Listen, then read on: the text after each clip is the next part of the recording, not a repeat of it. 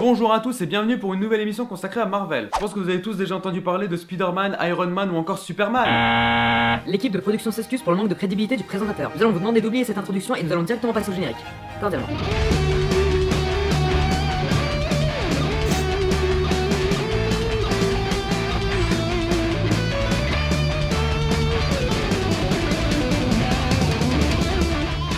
Comment ça, Superman n'est pas chez Marvel?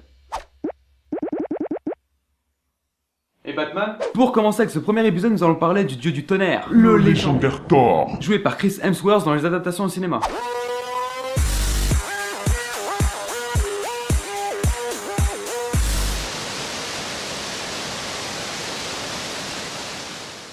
Thor. Thor est le fils adultérin d'Odin, roi des dieux nordiques d'Asgard, et de Gaïa, une ancienne déesse de la Terre qui a été choisie par Odin pour que les pouvoirs du petit Thor soient affiliés à la fois à Asgard et à Midgard, qui est la Terre. Odin créa une caverne en Norvège où Gaïa donna naissance à Thor. Mais ce dernier a été élevé par Frigga, la vraie femme d'Odin qui le considéra comme son fils. Le jeune Thor fut élevé en compagnie de Loki, le fils de Lofé, souverain des géants du froid, et a été adopté par Odin après la défaite et la mort du roi des géants. Depuis tout petit, Loki fut jaloux de son frère et sa haine grandit avec les années jusqu'à lui souhaiter sa mort. À l'âge de 8 ans, Odin envoya Thor sur Nidavellir, le royaume des nains, pour y commander la conception de 3 trésors dont un qui était Mjolnir. Odin déclara que Mjolnir était réservé à Thor et que personne ne pourrait le soulever sauf lui. Et vous savez pourquoi? Vous n'en êtes pas digne.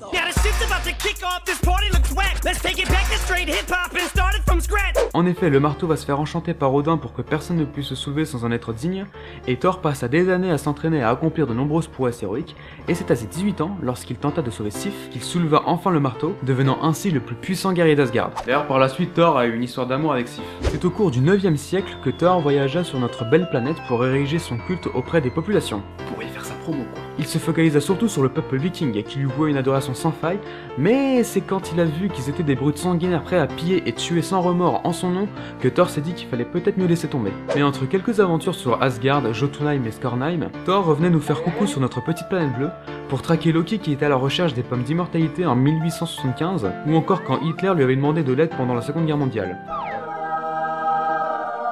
L'obligeant à se battre contre Captain America et bien d'autres, c'est quand il constata que c'était Hitler le méchant qu'il décida vite de rentrer sur Asgard. Au fil des siècles, Odin s'inquiéta de l'attitude de plus en plus orgueilleuse de son fils. Lorsque Thor brisa une trêve entre Asgard et les géants du froid, risquant de provoquer un nouveau conflit, Odin décida d'apprendre l'humilité à son fils. Il lui confisqua son marteau et l'envoya sur Terre sous l'apparence mortelle d'un étudiant en médecine boiteux, Donald Blake. Quant à son marteau, il fut enfermé sous l'apparence d'un simple bâton, dans une caverne norvégienne la même où plusieurs millénaires auparavant, Thor avait vu le jour.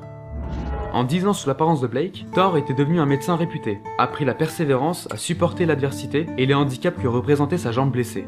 Au cours de ces années, il engagea comme assistante une infirmière du nom de Jane Foster, dont chacun tombait progressivement amoureux l'un de l'autre, sans que l'un ose révéler ses sentiments à l'autre. Suite à cette décennie, Odin lui mit en tête d'aller prendre des vacances en Norvège pour y rencontrer des vilains extraterrestres, les Chromans. Je sais pas si son père a compris le concept de vacances. En fuyant les Chromans, il finit par se réfugier dans la grotte où Odin avait caché le marteau. Piégé dans l'éboulement, il reprit son apparence lorsqu'il retrouva son marteau, défonça les rochers et alla mettre une petite branlée aux Chromans. Sous sa forme humaine, Thor avait perdu la mémoire, et une fois redevenu lui-même, il se souvenait ni des dieux, ni d'Asgard, mais en revoyant Loki, il commença à recouvrer la mémoire, et tout lui revint au bout de quelque temps. Aimant particulièrement son activité humaine, il décida de partager son temps entre être médecin ou être un héros divin. Jane Foster, quant à elle, n'arrivait pas à choisir lesquels elle voulait entre Blake, Thor ou Anakin. Non, ignorant que le médecin et le dieu n'étaient qu'une même personne. Après plusieurs tentatives directes pour tuer son frère, Loki changea de manœuvre et manipula d'autres héros comme Iron Man, Ant-Man, la Guêpe ou encore Hulk pour abattre Thor mais toujours sans succès. Après cela, ces 5 héros décidèrent d'unir leurs forces en créant les Vengeurs, les Avengers, la réunion des plus puissants héros du monde qui va évoluer au cours du temps.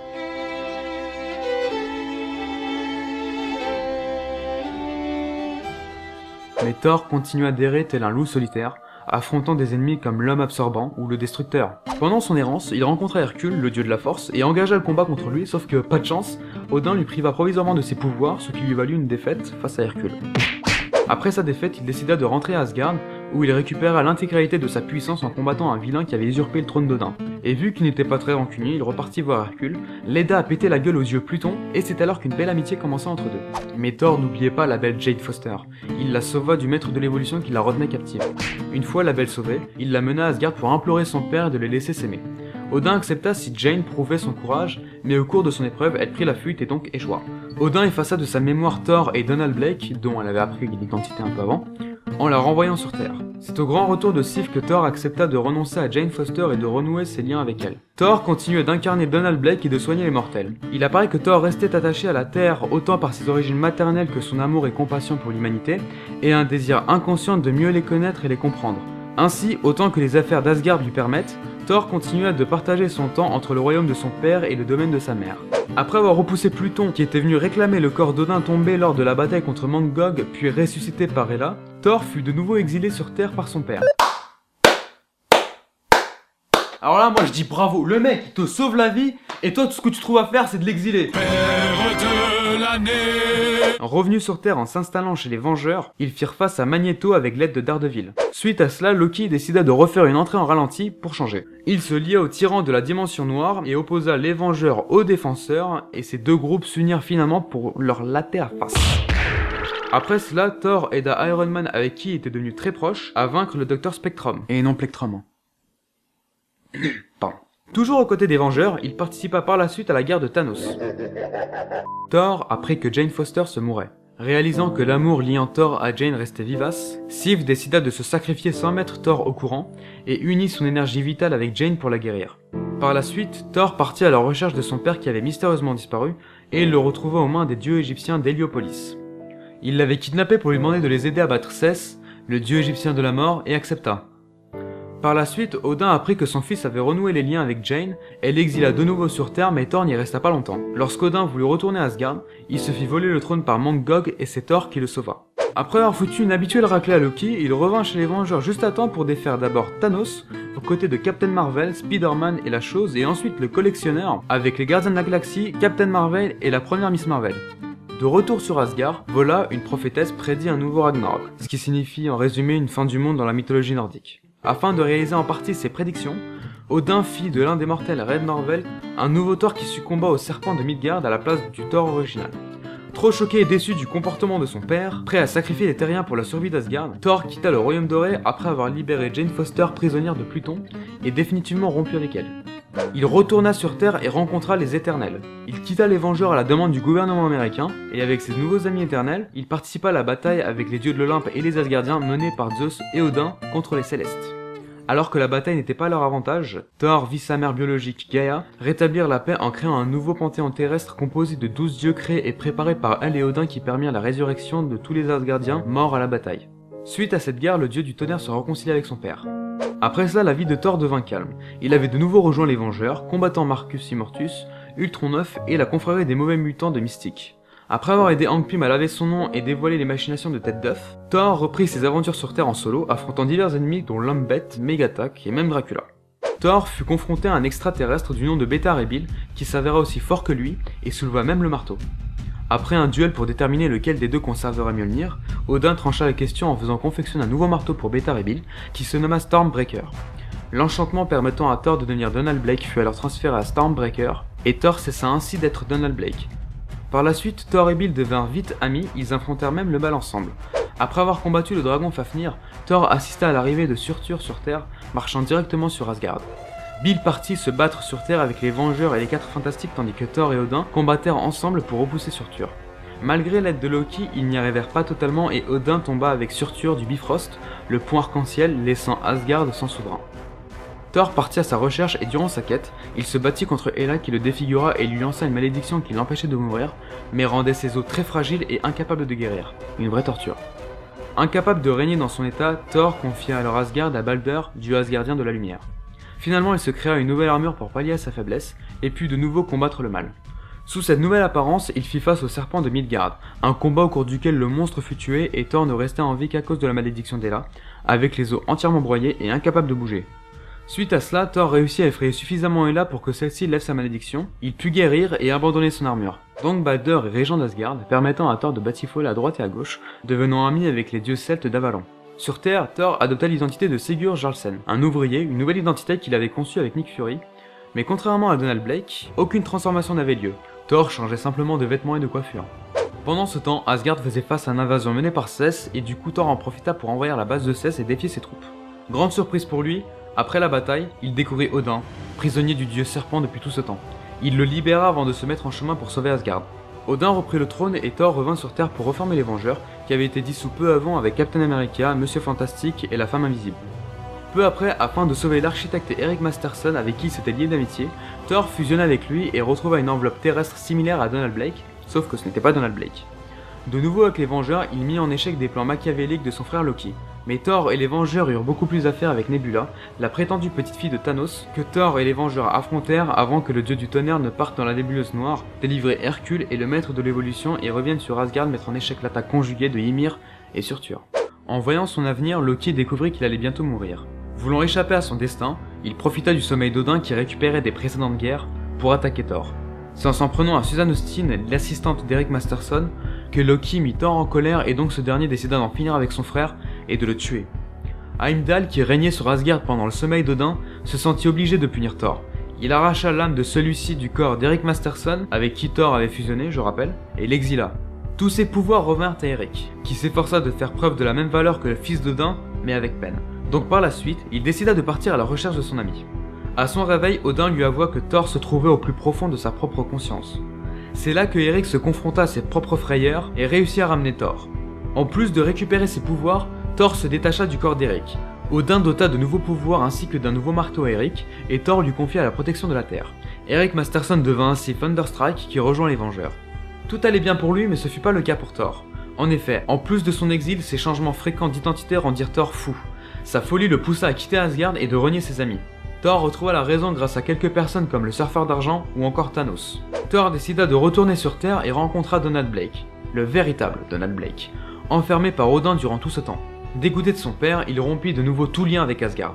Après cela, Thor se rendit à New York pour aider Thunderstruck qui était en plein combat contre le dieu égyptien Seth, mais ne put empêcher la mort héroïque de son ami.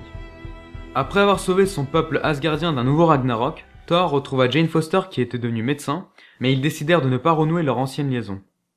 Lors d'un nouvel affrontement contre Surtur, Odin, le père de toutes choses, trouva finalement la mort. Le trône d'Asgard et le pouvoir d'Odin revint à Thor, mais comme il aimait beaucoup la Terre, il téléporta Asgard au-dessus de New York, dans le plus grand des calmes. Les actions de Thor le mirent en conflit avec les Vengeurs et toutes les nations de la Terre qui décidèrent alors de détruire Asgard. Mais Thor les défonça un par un et régna en tirant sur toute la Terre pendant près de 200 ans, jusqu'à ce qu'il retrouve la raison, remonta le temps de 2 siècles pour tout arranger. Asgard, qui avait repris sa place d'origine et n'était plus au-dessus de New York, dut faire face à un nouveau Ragnarok. Thor découvrit alors que les dieux des dieux, appelés ceux qui siègent dans l'ombre, manipulaient les Asgardiens depuis des temps immémoriaux, provoquant des Ragnaroks successifs dont ils tiraient leur énergie vitale. Thor décida de mettre un terme à ces cycles infinis et de les exterminer. Après cela, le pouvoir d'Odin se manifesta, et expliqua à Thor que toutes les épreuves imposées par Odin à son fils n'avaient pour seul et unique but de le préparer à se battre contre les dieux des dieux, et de les vaincre. Mais la destruction de ceux qui siègent dans l'ombre entraîna la chute d'Asgard, et les Asgardiens se réfugièrent sur Terre. Thor décida de rebâtir Asgard sur Terre, à Broxton dans l'Oklahoma, en achetant des terres avec les richesses d'Asgard. Par la suite, il partit à la recherche des Asgardiens dispersés sur Terre pour les ramener à Asgard. Il retrouva Balder et Loki qui étaient prisonniers des enfers suite à sa mort, et étaient revenus sous une apparence féminine. Oh, doucement, il va pas rester longtemps comme ça, hein. Quant à Sif, Thor semblait incapable de la localiser. Je rappelle qu'elle s'était sacrifiée pour préserver la vie de Jane Foster, mais Thor l'ignorait. Thor entreprit également de retrouver son père. Il le retrouva au Valhalla en train de mener une guerre sans fin contre Surtur pour empêcher son retour. Odin, qui refusait de revenir à la vie de crainte de laisser Surtur sans adversaire, lui donna sa bénédiction pour diriger Asgard. Et Thor retourna sur Terre juste à temps pour se battre contre les Skrulls, qui tentèrent d'envahir la Terre aux côtés de son ami Beta Ray Bill. Loki recommença à faire des siennes en ramenant et manipulant son grand-père Bor, qui menaça de détruire la Terre. Incapable de vaincre ce dernier, Thor dut se résoudre à le tuer et apprit par la suite qu'il avait tué son grand-père. Par application de la loi asgardienne, Thor fut banni de son royaume comme sanction pour le meurtre d'un monarque d'Asgard, et c'est Balder qui remonta sur le trône. Après cela, Loki manipula Norman Osborn, qui était Iron Patriot. Oui, Norman Osborn, le bouffon vert, c'est Iron Patriot. Enfin bref, arrêtez de vous poser des questions, on verra ça une autre fois. Donc je disais, Loki manipula Norman Osborn pour que lui et ses potes s'en prennent à Asgard, mais Thor intervena pour tenter de les stopper et Loki, qui passa du bon côté de la force, se sacrifia pour permettre à Thor de battre Sentry, l'un des agents d'Osborn qui projeta de détruire Asgard et la Terre. Son rôle dans la guerre contre Osborn annula son exil. Suite à cela, Thor découvrit enfin le corps dans lequel l'esprit de Sif était enfermé, celui de Jane Foster, et réussit à lui restituer son apparence divine. Sif n'était pas la seule à réapparaître. Odin aussi avait décidé de quitter le Valhalla et de refaire surface, juste à temps pour faire face à Galactus qui menaçait Asgard, une bataille qui coûta la vie à Balder. Thor retrouva son frère Loki, qui n'était pas mort mais avait survécu grâce à un pacte avec Hela avant sa mort, réapparaissant sous la forme d'un dieu adolescent qui était bien décidé à ne pas suivre les traces maléfiques de son incarnation antérieure. Quand le dieu asgardien de la peur et frère oublié d'Odin terrorisa la Terre, Thor trouva la mort à cause de ses blessures après avoir tué le serpent. Et c'était la fin de ce premier épisode, il y en aura bien évidemment d'autres. Vous pouvez vous abonner, me rejoindre sur Facebook et Twitter. Mais qu'est-ce que vous foutez là? Tu as fini de foutre la merde, oui? Arrête de penser commercial. Termine l'histoire au lieu de demander aux autres de s'abonner. Au cours des funérailles de Thor, Karnilla, la reine de Nornheim, jeta un sort à tous les Asgardiens pour leur modifier la mémoire, gommer Thor pour mettre Thanarus à sa place. Ainsi, Thor serait oublié à jamais. Mais la volonté de ce dernier est telle qu'il récupère Mjolnir et réussit à sortir de l'Arche des Dieux, où il en était suite à sa mort. De retour sur Terre, il alla mettre une branlée à Thanarus l'imposteur et rétablit la vérité sur lui. Après avoir rétabli la mémoire des siens, Thor rejoignit la nouvelle cité des Asgardiens, nommée Asgardia, et accepta l'autorité de la mère de toutes choses, le trio formé de Freya, Gaïa et Idun. Elle est où la poulette? Voilà, on en vient à la fin de cette vidéo. Il y a bien évidemment beaucoup d'autres choses à dire sur Thor, comme le fait qu'il y ait eu un autre Thor avant lui qui était gros. J'espère que vous avez apprécié cette vidéo, si c'est le cas, je vous invite à laisser un petit pouce bleu et à la partager, ça me ferait très plaisir. Je vous invite également à vous abonner, à me rejoindre sur les réseaux sociaux comme Facebook et Twitter où je lâche pas mal d'infos. Et je vous souhaite une bonne journée ou une bonne soirée. Et surtout, n'oubliez pas, un vrai fan de Marvel reste toujours jusqu'à la fin du générique. Ciao.